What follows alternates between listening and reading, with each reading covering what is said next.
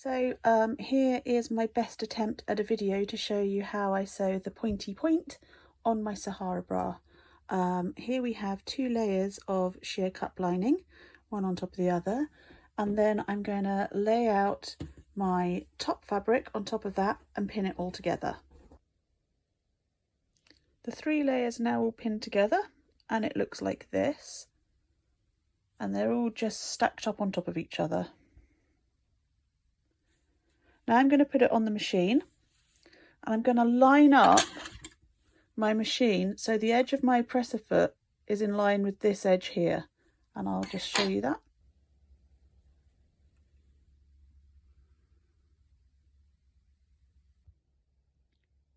Okay, so the presser foot is in line with the edge of the cup, and at the other side, the other edge of my presser foot, hang on, let me get something to point at it. Point in video is hard. Just here is in line with the other cup. My stay stitching that I'm going to do now, which I'm going to do at a long length tacking stitch or basting stitch, is going to form a cross at the apex of the point. And this cross serves the double purpose of lining up perfectly for fitting the cups in a minute. So I'll sew both sides and I'll show you what it looks like. Okay, one side has been sewn, and as you can see I've lined up my presser foot to sew the other side in exactly the same way. So this time this edge of my presser foot is on the edge of the cup, bowl, aperture, whatever you want to call it, and I'm just going to tack around the edge of that one as well. Now the 3 layers of fabric are all held together, so I can use it as a single layer, and if you can see, it's made a little cross at the top of the point, and I can line up my cups using that line as the edge of my cup. So the edge of my cup sits along that line and along that line, which allows me to turn the point in and gives a nice point on the bra. But I'll put the cups in and I'll show you.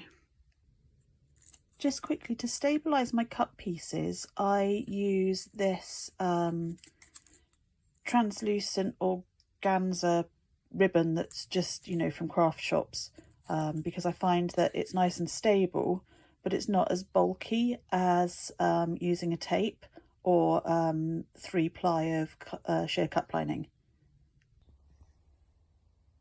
And I like to attach the ribbon with a 3-step zigzag, just because it's less obvious on the other side, on the right side when you're looking at the bra. Okay, so now I'm going to attach the cup to the bridge, and I'm really sorry if you can hear the background noise, but there's a band practicing behind me in the warehouse, so all I can hear is thudding bass. I hope it's not coming through on the video. I've lined up the edge of my cup with that cross at the point, and I'll continue to pin around, and you'll probably see it a bit better, although as soon as I put the pins in, everything buckles because it's trying to follow the shape of the curve. But that's what I've done. I've lined up the cup with the point of that cross that the 2 rows of stay stitching or basting have created. So it's all pinned, and if I show you the back, you can see the pin, the first pin, which is right at the edge of that embroidered tulle, goes right through that cross. This is what it looks like sewn in, you can see, and I'm going to line up the other cup right with that point there, so that they meet in the middle in a very sharp V. Okay, I'm just pinning the second cup in. I just wanted to show you that I've put the 2 lowest points of lace together. I don't know if you can see. So hopefully when I open it up, it will come to a nice meeting point of those 2 low points of lace. Also, just to say very quickly, when I'm pinning, I pin the critical end, then I pin the notch, and then I ease in between and put lots of pins in between to control the 2 curves, 2 opposing curves. This is going to be tricky to see, but just to show you, I'm going to line up my presser foot again so that the edge of the foot follows the curve, and it lines it up, not that you can see, I'm trying to get a bit closer, oops, it's even worse, lines it up with the little cross underneath that was our original stay stitching. So here's the big reveal. It's not bad. I could probably get that a bit tighter, but I think once that underneath bit is tucked away in the next step, I think that would be okay. I'm not going to unpick it, but I might. Okay, bye. I haven't unpicked it. I'm going to leave it. Next step. This is going to be like adding casing to an underwired bra, except instead of casing, again, I'm going to use this transparent birthday present ribbon, basically, for want of a better word. And I'm going to sew it to the inside seam allowance. Then I'm going to cut it back, and like with an underwired bra, I'm going to sew it back down to the frame one side at a time. The first side's very simple, and then when I show you the second side, we're going to tuck the top of the point in underneath so that it is all enclosed inside and forms a really nice casing. The ribbon as well, because you're following the edge of the ribbon, when you look at the correct side of the bra, it means that that second row of stitching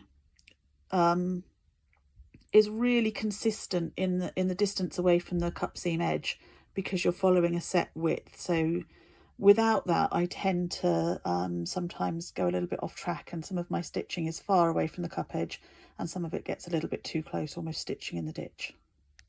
I'm not going to pin for this, but basically what I'm going to do is just line my ribbon up along that stitching line. Hope you can see. Just noticed my thumbnails look really disgusting on this video. I'm not quite sure why they look so dirty. They're not actually dirty in real life. That's the ribbon attached. Now I need to snip behind exactly like you would with casing for underwire, and then sew it down along the other side to encase all of the edges of the tulle. Nearly there. So now I've got ribbon attached to both of my seam allowances. This isn't very scientific, but this is what we do next. I'm going to sew down one side like an underwire channeling. Because I've trimmed away on this, both sides actually, the excess seam allowance, it's already taken quite a lot out of the point from the bra tulle. I'm going to trim this side a little bit more as well to take that bit of point as well. When I turn it, I'm going to start sewing to sew this bit down from that stitch line there, so it meets up with that stitch line. And then once I've sewn it, I'm going to chop all of that bit off, and I'll show you what to do with the bit from the other side, because that's what makes the point nice and sharp. One side is now complete. All of my raw edges are encased underneath that piece of ribbon. And you don't have to use ribbon this skinny, that's just, this is the width of ribbon that I've got. And you don't have to use organza, but as my bra is quite transparent, organza probably would look better. But I have done it with satin ribbon, and I've even done it on a different bra with some velvet ribbon in a contrast colour, which looked quite pretty. Right, now I'm going to snip away the ends of the ribbon and fold over the second side. Actually, before I do that, you can see on this side that following the line of the ribbon has given me a very consistent top stitch. Obviously I still need to take out my basting stitches, but that's a last job that we'll do at the end. But I just think that that gives you a really nice consistent width of top stitch away from the edge of the cup. Okay, so I've snipped off the ribbon on the side that I've sewn down, folded over my second side's ribbon so it covers up the snip and all of the bunched up leftover centre point fabric that hasn't been sewn down.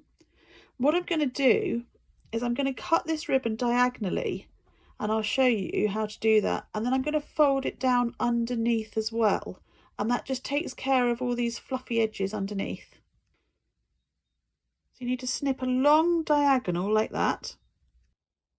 You need to take the diagonal, I can't do this one-handed, and bend it down so it covers over that fluffy little end bit there, And then when you fold this over, that will be all tucked away inside.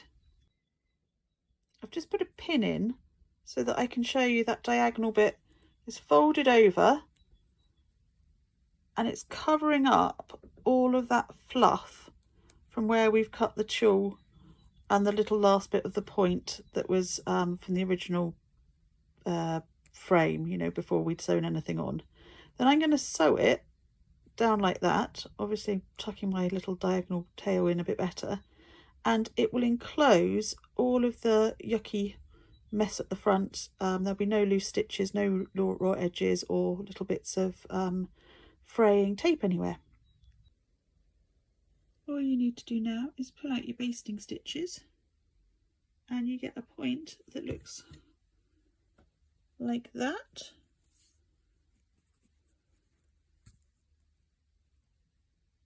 And like that.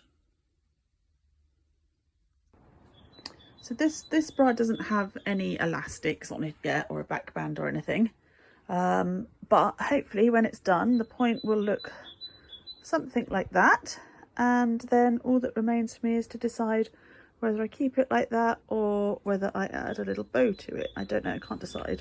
Don't know, have to think. Okay, that's it.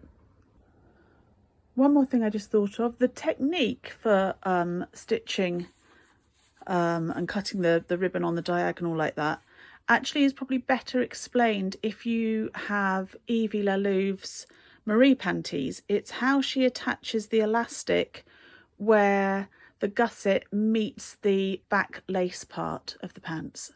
Okay, have a lovely day.